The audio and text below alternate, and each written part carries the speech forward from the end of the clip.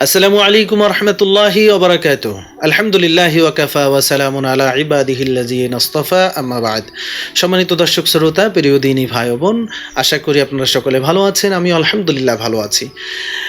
এই ভিডিওতে হাজির হয়েছি একটি বিষয় নিয়ে, তা হলো হিজড়া পশু দিয়ে কোরবানি করা যাবে কিনা। এই বিষয়টি নিয়ে সংক্ষিপ্ত আকারে বিস্তারিত আলোচনা করার চেষ্টা করব। আমা তৌফিক ইল্লা বিল্লাহ। Holi star presents.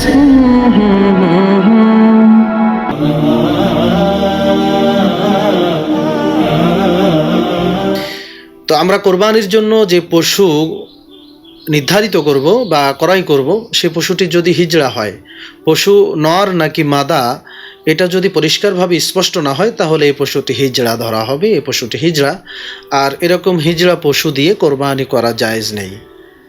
উত্তম পশু দিয়ে কোরবানি করতে হবে, সুস্থ সবল পশু দিয়ে, সুন্দর পশু দিয়ে কোরবানি করতে হবে।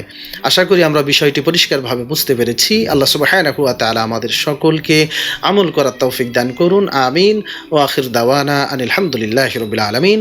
আসসালামু আলাইকুম ওয়া রাহমাতুল্লাহি ওয়া বারাকাতুহু।